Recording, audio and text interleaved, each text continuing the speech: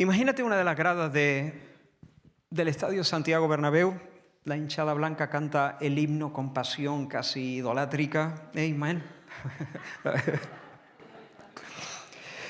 No lo digo por lo de la idolatría, sino porque sé que tú tienes pasión por el Real Madrid. Imagínate, Ismael, allí en medio de ello, como un pequeño islote en medio de un océano, un hombre vestido de azulgrana, ondeando con brío su bandera del Barça, ¿no? O al revés, un aficionado del Madrid, luciendo orgulloso el escudo de su equipo en mitad de una grada culé. ¿Tienes la imagen, digo? Bueno, así más o menos vivió el profeta Elías, ¿no? Lo que pasa es que lo suyo era mucho más serio. El rey Acab, incitado por Jezabel, su esposa, abrazó el culto a Baal, fomentó la idolatría a lo largo y ancho de toda la nación de Israel. Dios fue menospreciado entre los suyos, su palabra ignorada, su altar totalmente abandonado. Pero en medio de ese escenario de apostasía, el Señor, en lugar de aplastar a los rebeldes, en un acto de misericordia, levanta a Elías para vindicar a Dios, para defender sus derechos, para llamar a la nación al arrepentimiento. En el primer mensaje de esta serie que comenzamos hace un tiempo, concretamente hoy es el tercer mensaje. En el primer mensaje vimos 3 rasgos de este hombre de Dios llamado a ser un centinela del pacto. Su lealtad al Señor, en primer lugar. Su separación del mundo, en segundo lugar. Y su celo, su pasión sincera, intensa, honda por la reputación del Señor, por su camino. La semana pasada vimos que después de presentarse delante de Acab para anunciar en nombre de Dios la sequía, el Señor le habla y le dice: apártate de aquí y vete al oriente. Primero lo lleva al arroyo de Kerib, después al norte, a una ciudad extranjera, Sarepta de Sidón. Y en todo esto, en el trato de Dios con Elías, estuvimos viendo un despliegue de Dios. Vimos a Dios, en primer lugar, cuidando a su siervo. Elías está por Dios. No es un hombre ensimismado, no está plegado sobre su ombligo buscando sus propios intereses. Elías está por Dios, está buscando el reino de Dios, está buscando su justicia. Y por eso Dios está también por él. Y en medio de la sequía suple fielmente sus necesidades, mostrando que Dios honra a los que le honran y que no hay ni un solo justo desamparado. En segundo lugar, vimos a Dios curtiendo, entrenando, puliendo, preparando mejor a Elías para la batalla que tendrá que librar más adelante. El Señor quiere usarle dentro de poco, dentro de apenas 3 años, para noquear sobre el ring del Carmelo a los dioses falsos y a sus profetas. Pero para estar firme en Carmelo, Elías necesita fragua, necesita entrenamiento, necesita nuevas experiencias con el Señor. Por una parte, el Señor dándole indicaciones parcas, por así decirlo, directrices mínimas, escuetas. El Señor le va dando paso a paso lo que él tiene que hacer. Esa forma de tratar a su siervo lo entrena, pienso yo, en una mayor dependencia de Dios, en una mayor sensibilidad a su voz. Y Elías es fiel en seguir al Señor paso a paso, y aunque no tiene el mapa completo, él va a Kerit y no se mueve de allí hasta que el Señor le vuelve a hablar, y va siguiendo los pasos que el Señor le marca. Por otra parte, la insólita manera que Dios usó para proveerle pan y carne, ¿recuerda?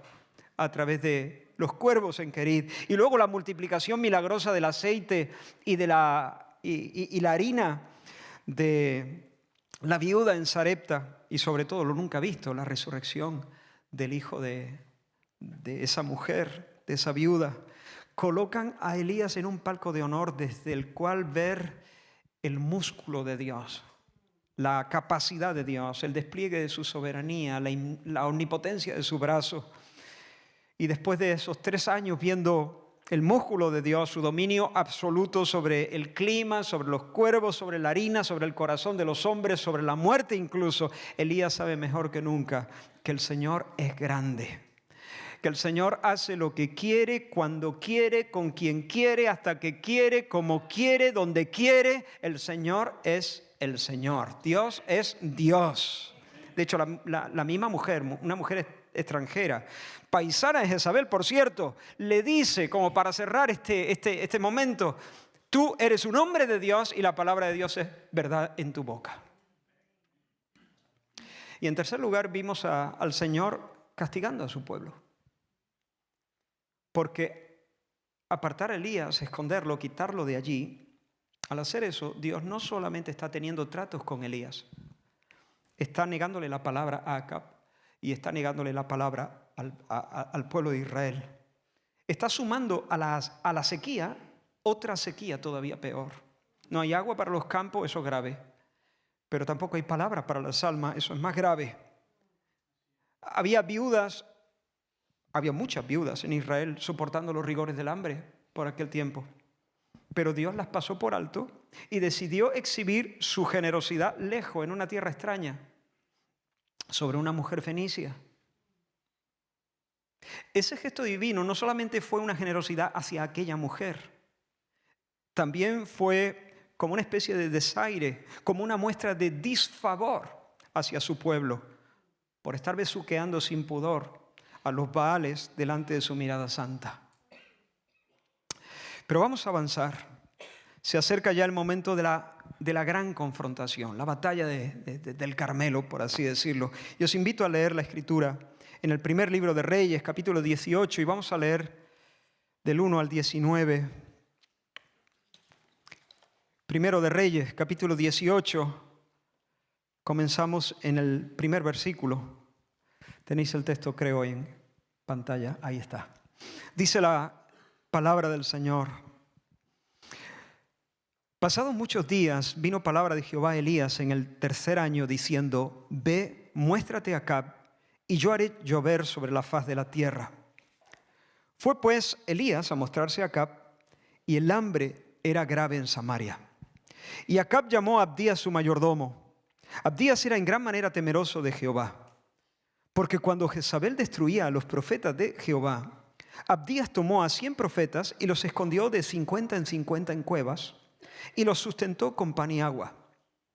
Dijo pues Acab a Abdías: Ve por el país a todas las fuentes de aguas y a todos los arroyos, a ver si acaso hallaremos hierba con que conservemos la vida a los caballos y a las mulas, para que no nos quedemos sin bestias.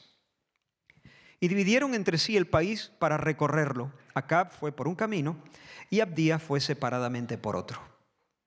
Y yendo Abdías por el camino, se encontró con Elías. Y cuando lo reconoció, se postró sobre su rostro y dijo: ¿No eres tú mi señor Elías? Y él respondió: Yo soy. Ve, di a tu amo, aquí está Elías. Pero él dijo: ¿En qué he pecado para que entregues a tu siervo en mano de Acab para que me mate? Vive Jehová tu Dios, que no ha habido nación ni reino a donde mi señor no haya enviado a buscarte. Y todos han respondido: no está aquí. Y a reinos y a naciones él ha hecho jurar que no te han hallado. Y ahora tú dices: ve, di a tu amo, aquí está Elías. Acontecerá que luego que yo me haya ido, el Espíritu de Jehová te llevará a donde yo no sepa, y al venir yo y dar las nuevas a Acab, al no hallarte él, me matará.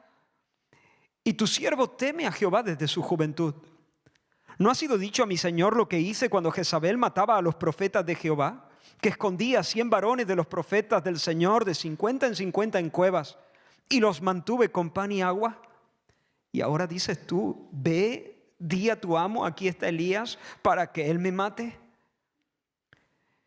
Y le dijo Elías: vive Jehová de los ejércitos, en cuya presencia estoy, que hoy me mostraré a él. Entonces Abdías fue a encontrarse con Acab y le dio el aviso, y Acab vino a encontrarse con Elías. Cuando Acab vio a Elías, le dijo: ¿eres tú el que turbas a Israel? Y él respondió: yo no he turbado a Israel, sino tú y la casa de tu padre, dejando los mandamientos de Jehová y siguiendo a los Baales. Envía pues ahora y congrégame a todo Israel en el monte Carmelo, y los 450 profetas de Baal y los 400 profetas de Asera que comen de la mesa de Jezabel. Hasta ahí la lectura. Que el Señor bendiga su palabra, que nos ayude a entender y a hablar, en mi caso. Hermanos, el hambre era grave en Samaria, dice la Escritura. Qué frase más corta, 6 palabras. Pero qué mundo de sufrimiento encierra esa frase cortita. La ciudad parecería habitada por zombies. Los niños, piel y hueso. Los hombres, seguramente con las mejillas hundidas, los ojos saltones, la piel reseca, cuarteada, los labios partidos, la mirada apagada, sin esperanza. ¿Y qué hace en medio de esa situación el rey Acab? Hermanos, en vez de reconocer su pecado, en vez de humillarse delante del Señor al ver sus azotes y el sufrimiento del pueblo, en vez de buscar el perdón del Señor, en vez de meterle fuego al templo de Baal y al altar de Acera, en vez de buscar el reino de Dios y su justicia, se pone a buscar hierba.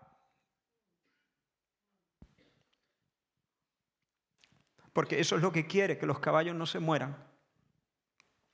A ver, no es que yo quiera que los caballos se mueran, pero lo que está en su corazón, no perder el potencial bélico, que tenga bestias suficientes para sus carros.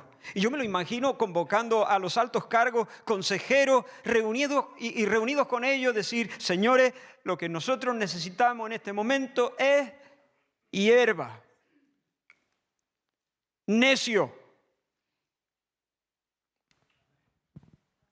A él se le pueden aplicar las palabras que más tarde escribió Jeremías. Oh Señor, dijo el profeta, los azotaste y no les dolió. Los consumiste y no quisieron recibir corrección. Endurecieron sus rostros más que la piedra. No quisieron convertirse. Y un poco más adelante, han enloquecido. Pues no reconocen el camino del Señor, el juicio de su Dios. Y quiero hacer aquí una pequeña aplicación. Tal vez haya personas aquí bajo este techo ahora mismo buscando hierba, cuando lo que necesitan es la presencia, el rostro favorable del Señor, su sonrisa sobre sus vidas. Tal vez haya personas dejándose las fuerzas en idas y venidas, queriendo salir adelante, tocando puertas, luchando de muchas maneras, cuando lo que toca es derribar altares, confesar pecados, llorar pecados, dejar pecados. El relato cuenta que el rey Acab llamó a Abdías, que era su mayordomo, su hombre de confianza, y le encargó presidir una de las 2 expediciones que, saliendo de la capital de Samaria, tenían que recorrer la tierra en busca de provisiones. El plan era que Acab fuese al frente de una de las comitivas y Abdías presidiera la otra. Una pregunta, hermanos. Tras la resurrección del hijo de la viuda, ¿cuánto tiempo permaneció Elías en Sarepta? ¿Cuántos años tenía el niño cuando tuvo lugar su muerte y su resurrección? ¿El aposento donde Elías se alojaba estaba adosado a la vivienda de la viuda o era una construcción independiente dentro de la misma parcela? ¿Era cómodo el sitio? ¿Era amplio? ¿Estaba bien ventilado o era una especie de zulo? ¿Conoció Elías en Sarepta algún vecino? ¿Se dejaba ver? ¿Hizo amistad con alguien en aquel tiempo? ¿Cuál era su rutina diaria? ¿A todo esto respondemos? Ni idea. Ni idea. La Biblia no lo dice. La Biblia calla con respecto a todas estas cuestiones. Son asuntos interesantes. La verdad es que me interesaría saber algunas de estas cosas. Son asuntos interesantes, pero no son asuntos necesarios para nuestra salvación. Dios no ha inspirado las Escrituras para satisfacer nuestra curiosidad. Dios ha inspirado las Escrituras para pastorear nuestra alma y para darnos la vida eterna, llevarnos a Él y darnos así la vida. Lo que no está escrito entonces no es necesario. A lo mejor nos enteramos algún día de todos estos detalles, no lo sé. Sin embargo, lo que el Espíritu Santo sí ha querido registrar es necesario. No hay detalles superfluos en la Biblia. Por supuesto, no todo lo revelado, no todo lo escrito tiene el mismo grado de importancia, pero nada carece de importancia. ¿Estamos de acuerdo? Si está es porque tiene que estar, porque el Espíritu Santo quiere que esté, estima que es importante para nosotros. Repito, no hay adornos vanos en la Biblia, no hay pormenores triviales, no hay datos irrelevantes. Entonces, teniendo en cuenta que la Biblia, los relatos bíblicos, no se explayan por gusto en nimiedades, en minucias, sino que van al grano, se concentran, se ciñen a lo imprescindible, me llama mucho la atención que el autor se haya detenido a contarnos el encuentro de Elías y Abdías, el mayordomo real.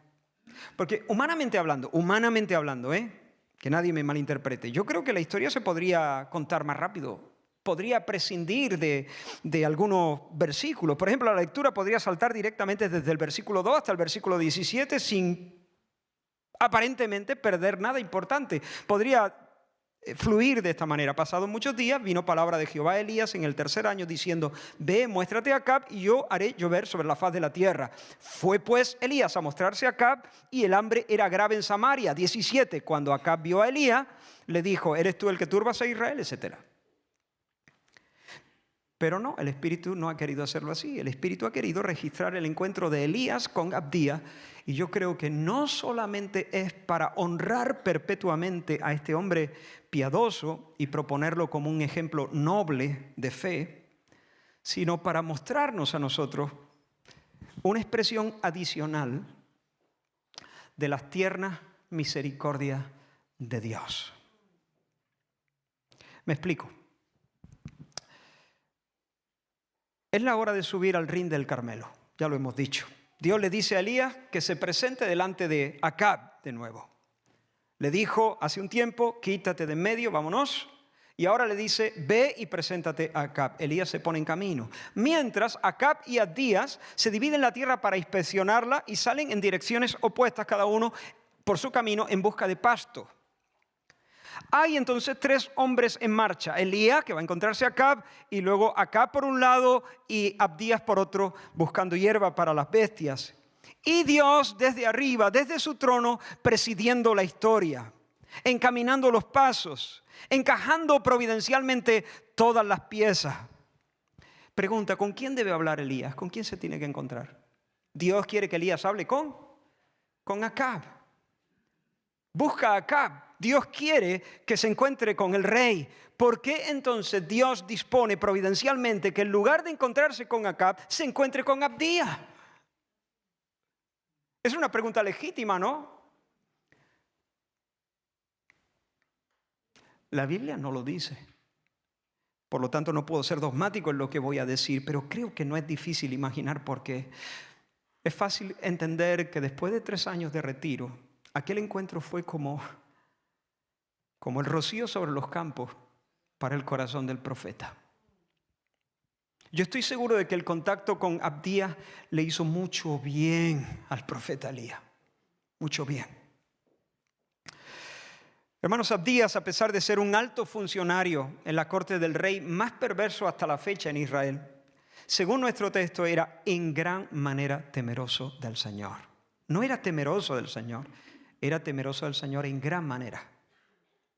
Durante la persecución desatada por Jezabel contra los profetas del Señor, este hombre arriesgó su vida, invirtió sus recursos para preservar la vida de los profetas y preservar el testimonio profético en Israel. Este hombre amaba a Dios, apreciaba la palabra de Dios, detestaba la falsa adoración, gemía por el pecado de Israel y seguramente añoraba al profeta Elías, de quien se consideraba su siervo. Cuando se presenta: ¿no eres tú, Elías, mi señor Elías?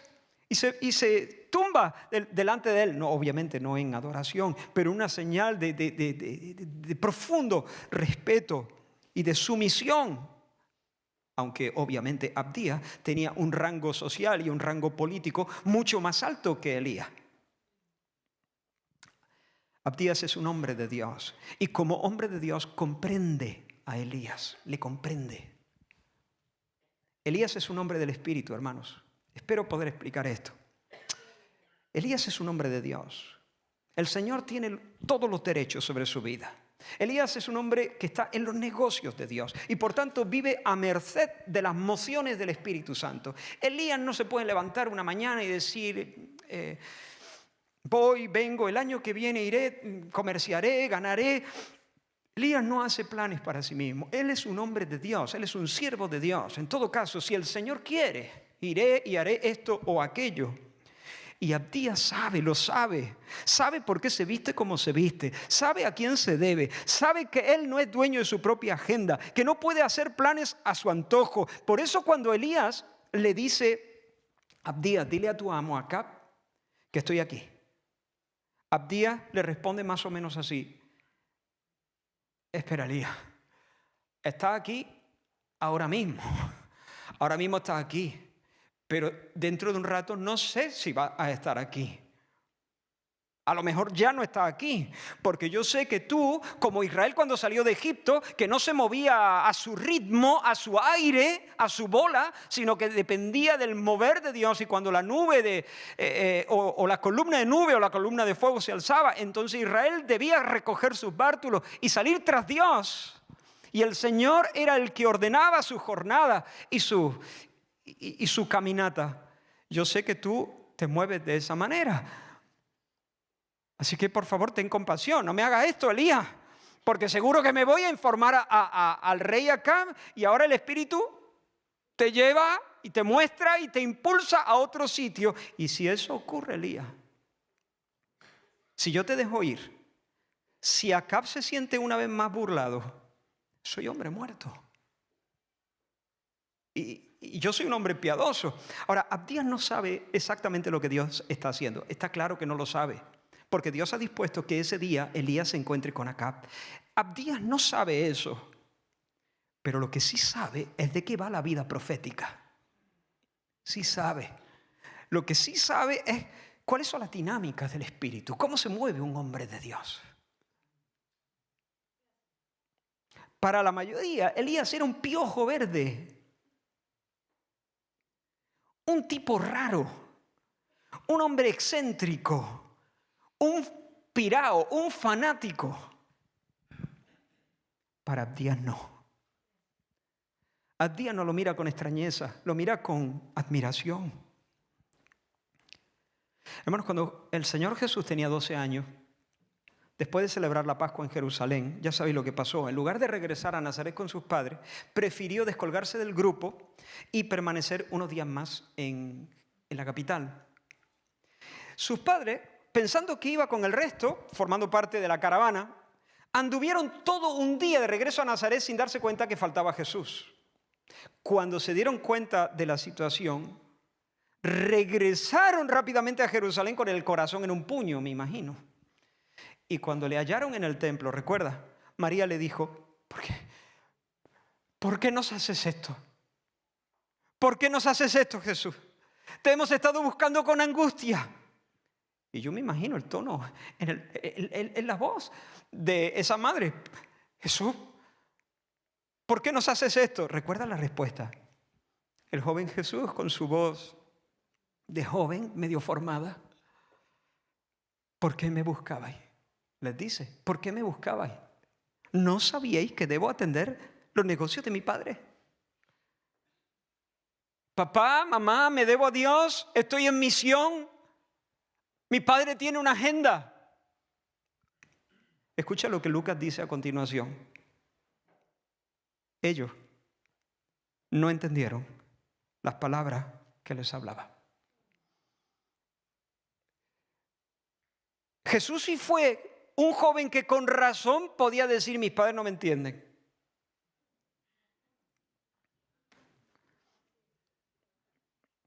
¿Lo amaban? Por supuesto. Claro que lo amaban, con todo el corazón, imagino. Lo amaban, pero había cosas que no alcanzaban, no llegaban. Y cuando el alma se siente incomprendida, experimenta una soledad que duele. Porque hay un abismo, hay una desconexión, hay una distancia.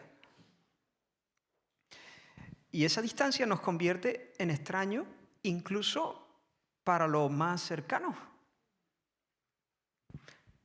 Como digo, José y María amaban a Jesús, pero no le entendían. Y cuando eso no ocurre, se frustra un poco. No totalmente, obviamente, pero se frustra un poco la comunicación porque faltan puentes. Los corazones permanecen en ciertas áreas o en ciertas dimensiones sin tocarse, como islas. Y eso duele, eso hace sufrir el alma. Sin embargo, hermanos, cuando se nos concede el don de un alma gemela, un corazón gemelo, un corazón que nos entiende, que ríe y que llora con nosotros, junto a nosotros, al ritmo nuestro, un corazón que concuerda, entonces experimentamos la alegría del compañerismo, el gozo de la comunión, de la amistad. C.S. Lewis, en su libro Los Cuatro Amores, dice lo siguiente, que me parece bastante lúcido. La amistad nace en el momento en que una persona le dice a otra, ¿qué? ¿Tú también? ¿Tú también? Y se conectan los corazones. ¿Que tú también? Y yo creo que algo de esto experimentaron Elías y Abdías en aquel encuentro providencial. ¿Ah, sí? ¿Tú también? Aquello fue el encuentro de dos corazones afinados en la misma nota. Y hubo correspondencia, y hubo comprensión, y hubo concordia, y hubo complicidad, y por tanto hubo consuelo, y hubo fortaleza. Después de su naufragio en el Mediterráneo, el apóstol Pablo llegó a Malta, donde fue acogido por los habitantes. El Señor le usó de manera amplia en aquel lugar. Después de 3 meses zarparon en un barco alejandrino, hicieron escala en Siracusa, estuvieron allí 3 días, y luego en un importante puerto del Golfo de Nápoles, Puteoli, y desde allí viajaron por tierra a Roma. Escucha lo que dice Lucas en el capítulo 28 de Hechos. Y luego fuimos a Roma, de donde, oyendo de nosotros los hermanos, salieron a recibirnos hasta el foro de Apio y las 3 tabernas. Y ahora presta atención.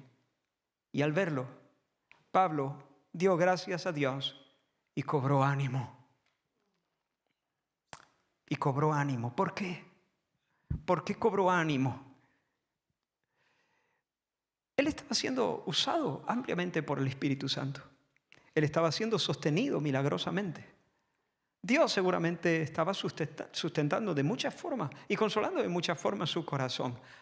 Ay, hermanos, pero cuando Pablo vio a los hermanos, corazones afinados en la misma nota, cobró ánimo y le dio gracias al Señor. El mismo Pablo, escribiendo a los Corintios, dice, cuando vinimos a Macedonia, en todo, dice más adelante, en todo fuimos atribulados, de fuera conflictos, de dentro temores, pero Dios, que consuela a los humildes, nos consoló con la venida de Tito. Consuelo y brío, consuelo y nuevo vigor. Eso es lo que yo creo que tuvieron que experimentar Elías y Abdías al encontrarse. Aquella fue una cita medicinal. Aquello fue un encuentro tonificante.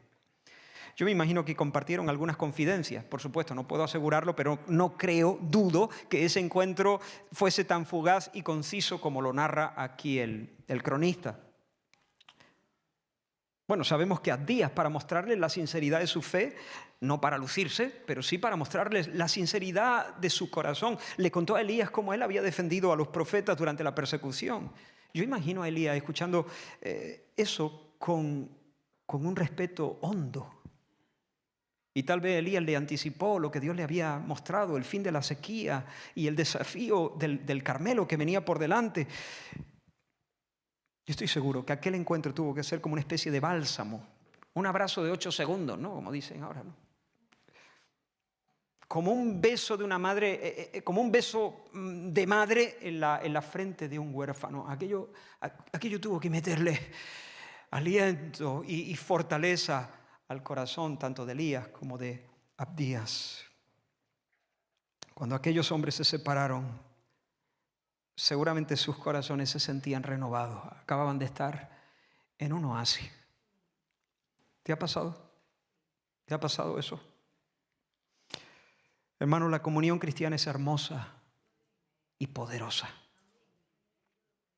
Fortifica la fe, dilata el amor, refuerza la esperanza. Mirad cuán bueno y delicioso es habitar los hermanos juntos y en armonía. Es como el buen óleo sobre la cabeza, el cual desciende sobre la barba de Aarón y baja hasta el borde de sus vestiduras. Es como el rocío de Hermón que desciende sobre los montes de Sión, porque allí envía el Señor bendición y vida eterna, y consuelo y nuevo vigor y alegría, aliento. Hermanos, necesitamos cultivar eso. Necesitamos cultivarlo, necesitamos vibrar juntos en la misma frecuencia. El salmista, Salmo 119, dice: compañero soy yo de todos los que te temen y guardan tus mandamientos. Los que te temen, los que piensan en ti, los que se orientan hacia ti, los que adoran hacia tu santo templo. Esos son mis amigos. Y yo soy el compañero de ellos. Con ellos sintonizo. Con ellos me conecto, con ellos me siento en casa. Debemos desear de todo corazón ser un Abdías para Elías o ser un Elías para Abdías. Y escucha, si tú no estás cobrando aliento entre los tuyos, hay algo malo pasando en tu corazón. Hay algo que no está bien y deberías preocuparte bastante. Entre los míos yo debo sentirme como un aficionado agitando la bandera en la grada de mi equipo. No como un ave rara, ¿no? Sintiendo conexión, fraternidad, esa hermandad milagrosa, hermosa, sobrenatural, tonificante, cantando a coro la victoria. Estoy poniendo un ejemplo un poco tonto, ¿no? Pero ¿me entiendes? Pero hermano, la clave para eso es afinarse, estar afinado con Dios, lo cual requiere humildad, lo cual requiere poner a un lado mi agenda, mis propios intereses, la promoción de mi propio nombre y dedicarse a Dios y a su causa, buscar su reino y su justicia. Y en esa medida, en la medida en que todos apuntamos al norte, que es la gloria de Dios, su nombre, sus derechos, sus caminos, en esa medida vamos a experimentar la conexión, la comunión y la alegría resultante con los corazones que caminan en esa misma dirección con nosotros. En ese tono, viviendo así, vamos a poder experimentar el gozo que se experimenta cuando podemos decir: ah, sí, tú también, y tú también, así, tú también, y experimentar la amistad, la cual Dios quiere que experimentemos en mayores grados. Pero hermano, estoy seguro que no solamente disfrutaron ellos. Qué deliciosa tuvo que ser a los ojos de Dios y a los oídos de Dios la conversación de estos hombres, ¿no? ¿No te parece? ¿Por qué el Señor provocó este encuentro? Bueno, para consolar y afirmar sus corazones justo antes de... La semana pasada puse el ejemplo de Rocky. Permíteme que lo ponga otra vez. Sé que es un poco tonto, ¿no? Pero ya sabéis, se fija la pelea y ahora ¿dónde se van ¿dónde se va Rocky Balboa? Al gimnasio, el entrenamiento, y es cuando aparece la banda sonora y se le ve entrenando con ganas. Pero antes de subirse al ring para enfrentar la última pelea, siempre hay un besito de su esposa, una palabra de su hijo. No recuerdo ahora mismo, hace ya tanto, la vi en mi juventud y... Ese besito de la esposa, ese último toque que refresca el corazón y trae como un aliento distinto. El entrenamiento es necesario. Los músculos deben estar a tono, pero ese último empujón viene de otra... yo creo que fue ese encuentro. Ese besito, ese beso del cielo, ese regalo, ese pequeño oasis. Pero, hermanos, Dios no propició este encuentro solamente para consolar y afirmar sus corazones. Yo creo que Dios lo propició para disfrutarlos. Para disfrutarlos, Él. Como los padres disfrutan cuando sus hijos tienen afinidad y se conectan entre ellos y juegan en sintonía y se cuidan mutuamente.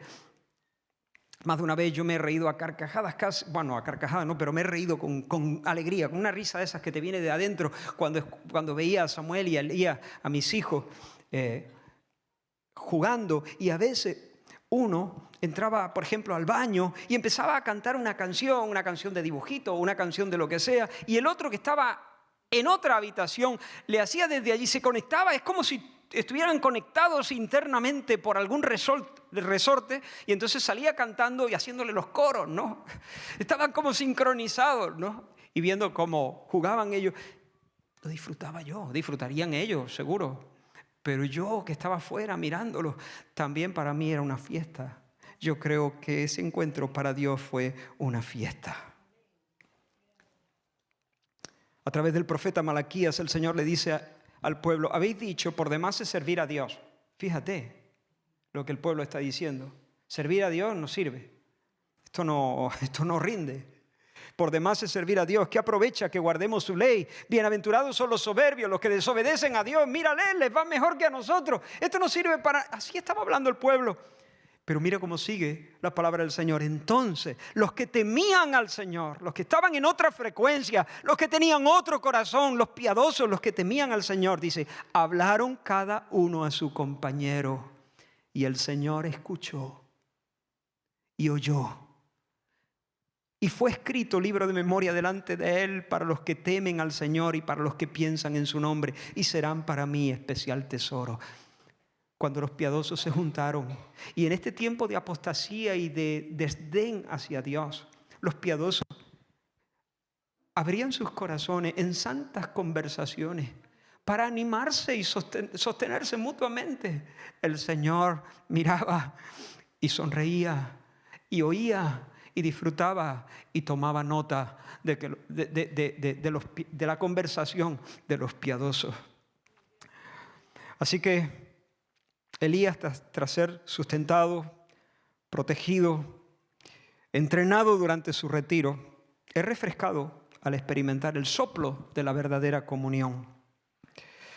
Ahora sí está listo para encarar al rey. Ahora sí está listo para encarar a los falsos profetas y a los demonios que le salgan al encuentro. Me pregunto si Elías aún conservaba, aunque sea un hilo de esperanza, de que los más de 3 años de sequía hubieran hecho alguna mella en el corazón del rey. Estaba claro que arrepentido no estaba, porque si hubiese estado arrepentido Acab, hubiese cancelado el culto a Baal, hubiese llamado a la nación al arrepentimiento, y eso no lo estaba haciendo. Pero tal vez, quizá Elías pensaba allí mientras Abdías se había ido a buscar a Acab, y a lo mejor él se quedó, por supuesto, imagino que muy tentado por el diablo siempre rondándole, diciéndole: sal de aquí, no te expongas, ya está bien, ya... Pero Elías se quedó, y mientras esperaba al rey, me pregunto si estaría diciendo: bueno, tal vez venga de otra manera, venga menos soberbio. Llevamos 3 años de azote sobre la nación, tal vez, vale, no venga arrepentido, pero por lo menos venga un poco ya bajo, con menos soberbia, dispuesto a escuchar algunas palabras del Señor. No fue así. No fue así. Si Elías tenía alguna duda, Acab rápidamente le sacó de dudas. Cuando Acab vio a Elías, le dijo: ¿eres tú el que turbas a Israel? En otras palabras, aquí está el causante de la desgracia del pueblo, aquí está el perturbador. Ahora, esta imagen del perturbador nos remite a una historia ocurrida tiempo atrás, en tiempos de Josué. La vimos hace poco cuando el pastor Moisés Peinado estuvo predicando aquí hace algunas semanas. Durante la conquista de la tierra prometida, por mandato del Señor, el pueblo de Israel, al conquistar Jericó, recibió estas instrucciones. El Señor le dijo: será la ciudad anatema al Señor, apartada completamente para ser destruida. Solamente Rahab vivirá y los que están con ella en la casa. Pero vosotros guardaos del anatema, ni toquéis, ni toméis cosa alguna, no sea que hagáis anatema todo el campamento de Israel y lo turbéis. Toda la plata y el oro y los utensilios de bronce y de hierro sean consagrados y entren en el tesoro del Señor. El relato cuenta que los hebreos obtuvieron una victoria aplastante, pero un cáncer secreto crecía en los huesos del pueblo. Porque Acán, según se noticia en el capítulo 7 de Josué, que era de la tribu de Judá, tomó del anatema y la ira del Señor se encendió contra los hijos de Israel. Fíjate, el pecado individual de un hombre hizo anatema al campamento de Israel. Acán fue el infractor, pero Dios hizo responsable a todo el pueblo, por así decirlo, o metió, afectó a todo el pueblo. Bueno, hizo responsable, porque Israel ha pecado. Esa medida pequeña de levadura leudó toda la masa. Israel como comunidad del pacto quedó manchado a ojos de Dios. Esto es algo muy serio. Y las consecuencias del desagrado divino fueron desastrosas. 36 soldados murieron en la toma de una pequeña aldea que ellos pensaban que iban a conquistar sin despeinarse. Tuvieron que huir, fueron derrotados, fueron avergonzados. Decenas de familias lloraron a sus muertos y todo el pueblo desfalleció. Y entonces Josué rompió sus vestidos, se tiró de bruces delante del arca del Señor y junto a los líderes echó polvo sobre su cabeza en señal de duelo y comenzó a elevar sus porqués a Dios. ¿Por qué Dios? Esta fue la respuesta divina. Levántate, ¿por qué te postras así? Israel ha pecado. Han tomado del anatema, estoy leyendo un extracto, han tomado del anatema y aún lo han guardado entre sus enseres. Por esto los hijos de Israel no podrán hacer frente a sus enemigos, por cuanto han venido a ser anatema. Hasta ahora, Jericó era anatema. Pero desde que Israel tomó del anatema y lo escondió en sus tiendas, Jericó e Israel son anatema. Y el Señor siguió diciendo: santificaos para mañana, os acercaréis por vuestras tribus, y el que fuere sorprendido en el anatema será quemado, él y todo lo que tiene, por cuanto ha quebrantado el pacto de Jehová. Cuando al día siguiente Acán ya se vio contra las cuerdas, porque el Señor fue cribando al pueblo, y Acán ya se vio contra las cuerdas, entonces confesó su pecado. Vi entre los despojos un manto babilónico muy bueno y 200 siclos de plata y un lingote de oro, lo cual codicié y tomé, y está escondido bajo tierra en medio de mi tienda, dijo. Escucha ahora. Y le dijo Josué: ¿por qué nos has turbado? Túrbete el Señor a ti en este día.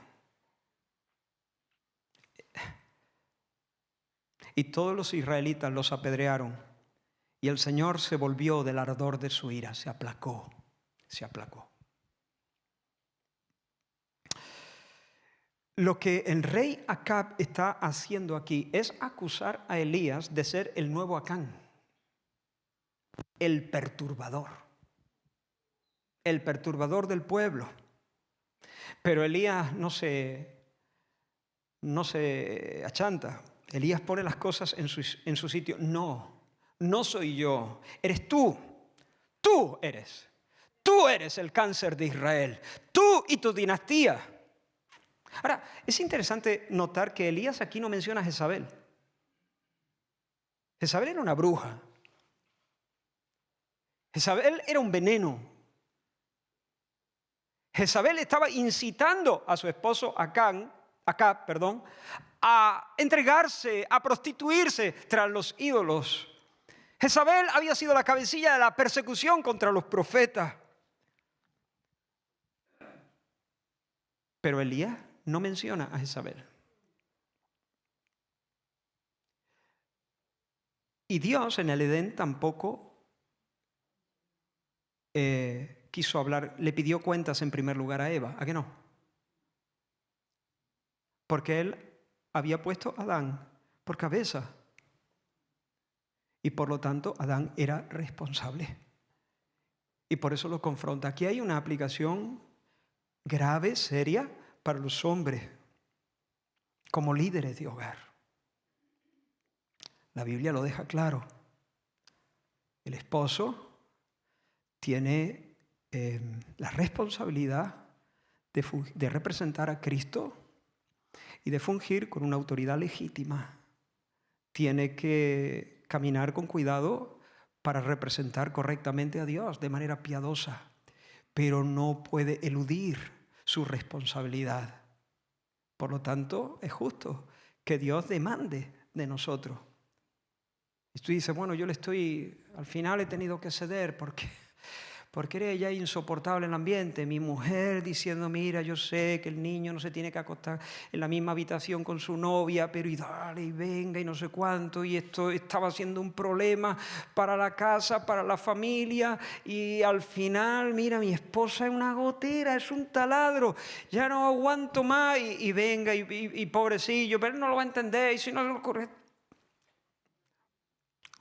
¿Sabe a quién le va a pedir cuentas Dios?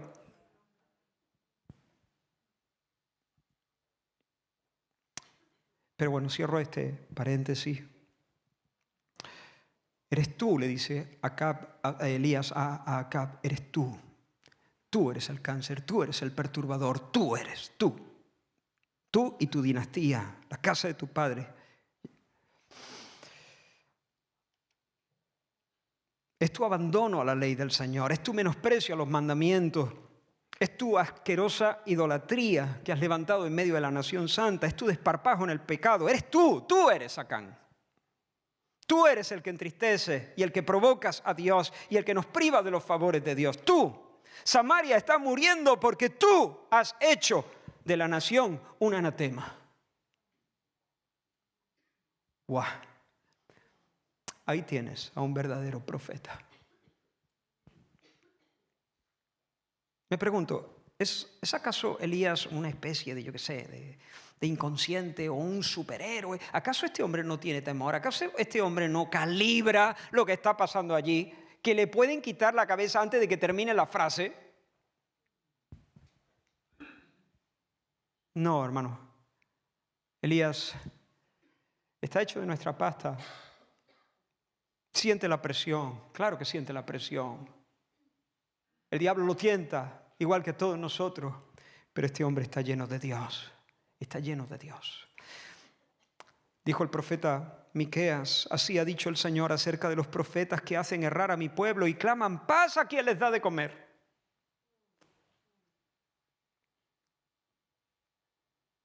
Y declaran la guerra al que no les da de comer. Mercenario. Así ha dicho el Señor acerca de los profetas que hacen errar a mi pueblo y claman paz a quien les da de comer. Paz, paz, aleluya.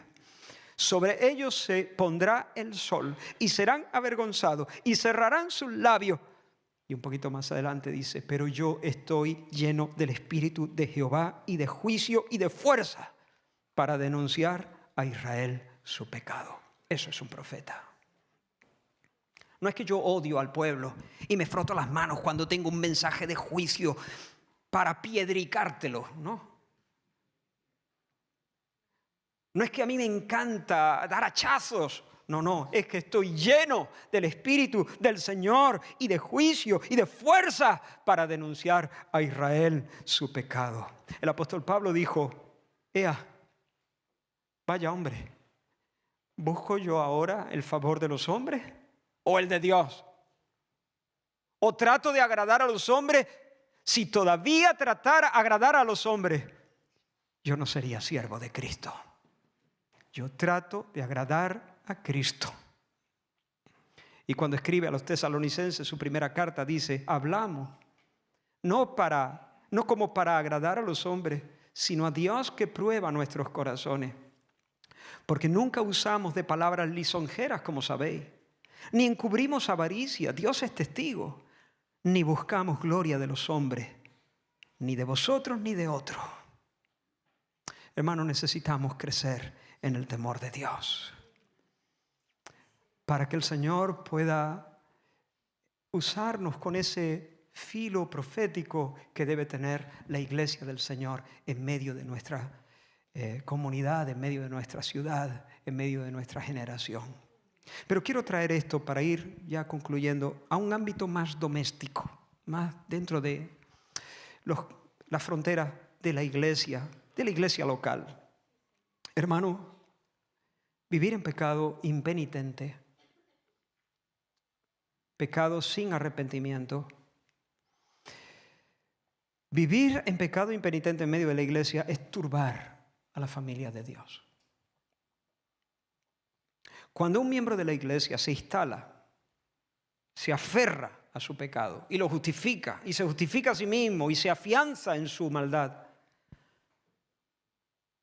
se turba en primer lugar a sí mismo porque le da lugar al diablo. Y el diablo no desaprovecha la ocasión. Pero además, al entregarse al pecado, permite que su corazón se endurezca, se haga un callo. Entonces esa persona pierde sensibilidad, se hace torpe en el servicio al Señor. Y al hacerse torpe en el servicio al Señor, nos defrauda a todos, nos roba.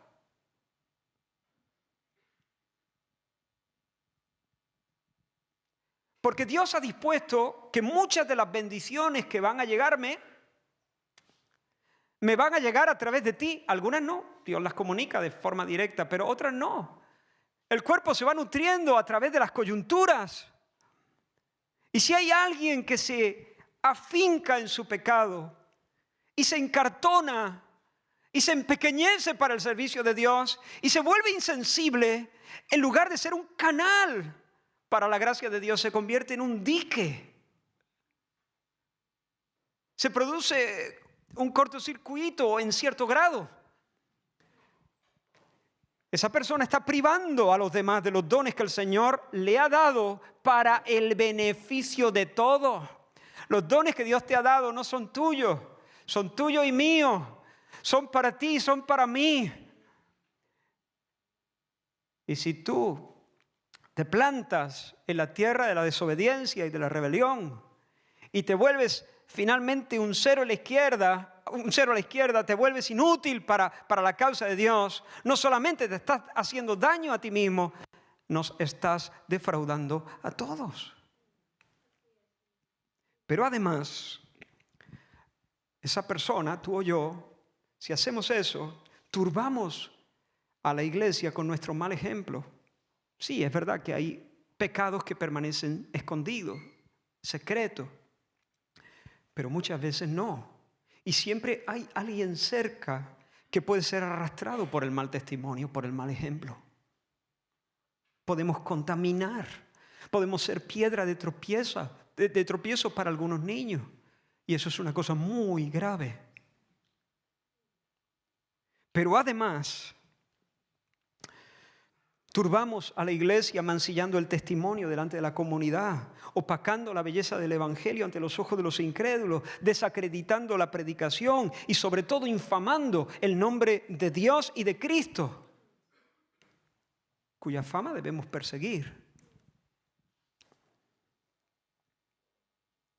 Y por último, turba a la iglesia al agredir a Dios y entristecer al Espíritu Santo. Y cuando el Espíritu Santo se entristece, no quita su presencia, pero sí se amortigua su influencia, se reduce su influencia, se detiene el rocío de sus manifestaciones sobre la iglesia. Y empiezan a crecer los espinos por todas partes. Y cuando eso ocurre, no podemos decirle a la persona, paz, paz. ¿Por qué? Porque no hay paz. Tenemos que confrontar. Ahora, yo no estoy diciendo que esa persona necesariamente sea una Acán. No. Por lo menos Hasta ahora no, estamos hablando de un hermano que se endurece, que justifica su pecado, que echa allí el ancla y no quiere arrepentirse. De momento es un hermano, no pensemos en Acán ahora mismo. Y el Señor Jesús nos dice, por tanto, si tu hermano peca contra ti, ve y repréndele. Ve y dale una paliza. No.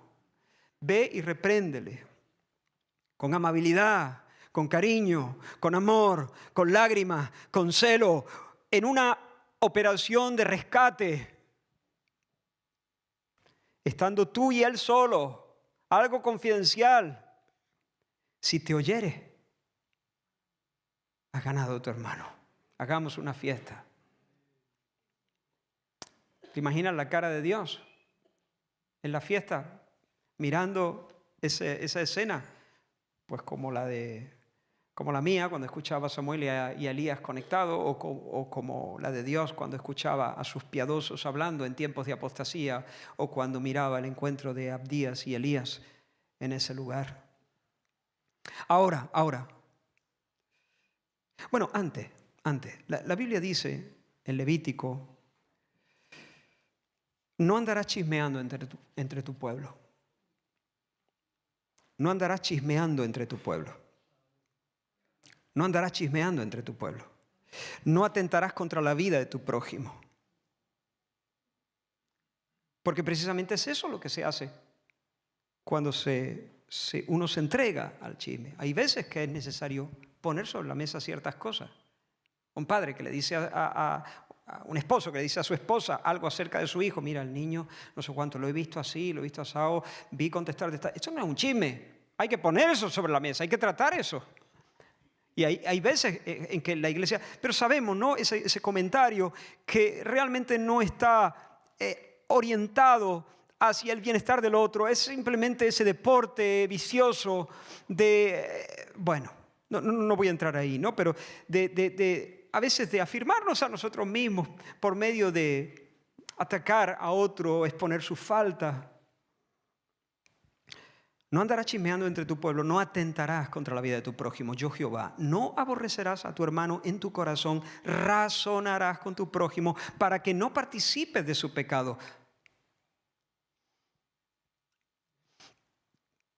La calumnia, la difamación, el chisme, daña la reputación de la persona. Y estas cosas no llevan a nadie a confesar humildemente su pecado. Ni restringen de ninguna manera el pecado, al contrario, lo fomentan, le echan leña. Fomentan el pecado en el chismoso, fomentan el pecado en el oído del que escucha el chisme, fomentan, si el otro se entera de que han chismeado de él, va a fomentar, los va a provocar a ira. O sea, por todos lados fomenta el pecado. Por eso Dios prohíbe alimentar odios secretos en el corazón contra nadie. Porque muchas veces cuando vemos el pecado, vemos una mala actitud, nos resentimos y empezamos a hablar. Dios dice, nada de eso. En lugar de resentimiento o en lugar de críticas amargas y chismorreo, confróntale, razonarás con tu prójimo. Ve, recorre el camino, príngate, arriesga. El amor exige eso. Una confrontación bondadosa y amable. No, otra versión dice así, no odies en tu corazón a tu hermano, pero corrígelo, no sea que te hagas cómplice con su falta. Repito, y estamos terminando. Si tu hermano peca contra ti, dijo el Señor, ve y repréndele estando tú y él solo. Si te oyere, has ganado a tu hermano. Ahora, si no te oyere, toma aún contigo 1 o 2 para que en boca de 2 o 3 testigos conste toda palabra. Si no los oyere a ellos, dilo a la iglesia. Y si no oyere a la iglesia, tenle por gentil y publicano. Llegados a este punto, no tenemos más remedio que decirle, te turbe Dios. Has turbado el campamento de Israel, que el Señor te turbe a ti. Como Josué le dijo a Acán. Eso es exactamente lo que Pablo hizo con Himeneo y Alejandro. de quienes dijo, escribiendo a Timoteo, Himeneo y Alejandro, a quienes entregué a Satanás para que aprendan a no blasfemar. Suena duro, es duro de hecho, es severo, es extremo. Pero el propósito de esta acción tan severa no es maldecir. Esto no es un conjuro que se le hacen para entregarlos sencillamente los expulsé de la iglesia. Eso es lo que Pablo está diciendo aquí. Los expulsamos del territorio de Dios, de las fronteras de la iglesia. Los empujamos más allá al territorio de Satanás, que es el mundo. Los entregué a Satanás. Los expulsamos, los sacamos de la mesa del Señor, los excomulgamos. Pero el propósito, dice, para que aprendan, no para que se pudran. No para que se mueran, para que aprendan. El propósito de esta acción no es castigar por castigar. Es castigar, sí, pero con la esperanza de que el Señor use esta medida para romper la dureza del corazón, para traer de regreso en arrepentimiento y fe al pecador impenitente, y todo termina en fiesta. Todo termina en fiesta. Es el amor. Cuando uno dice, no podemos ser tan, dejemos y me hago el loco y lo dejo estar y no lo incordio y no agarro del pecho con amor a mi hermano. Las personas que tienen pocas luces pueden pensar que eso es compasión, misericordia, amor. Las personas que aman de verdad y han madurado lo suficiente entienden que no. Eso es amor propio, eso es no querer complicar la vida, eso es no querer asumir el riesgo de que el otro te mire a partir de ahora mal, eso es comodidad, eso es egoísmo, eso no es amor, así no luce el amor, así no luce el amor. Si yo veo a mi hijo corriendo en línea recta hacia un precipicio, no le voy a decir, yo lo quiero mucho como para detenerlo, lo mismo si lo detengo se va a llevar un susto. Hago lo que sea, porque no quiero que se estrelle. ¿Se entiende? Y si el amor, y si no tengo otra manera, soy capaz de tirarle una pedrada, apuntaré a las piernas. ¿Entiendes? Pero es una pedrada de amigo, es una pedrada de padre, para que caiga y entonces me dé tiempo a agarrarlo por los pies y separarlo del abismo. Termino ahora sí. Lo que jamás podemos hacer es ignorar el pecado. De nuevo, la clave es estar hacia el Señor. Es vibrar en la frecuencia del Espíritu Santo. Te alabaré, dice el Salmo 138, te alabaré con todo mi corazón. Te alabaré con todo mi corazón. No a medias, con todo. Delante de los dioses. Algunos interpretan ante los ángeles.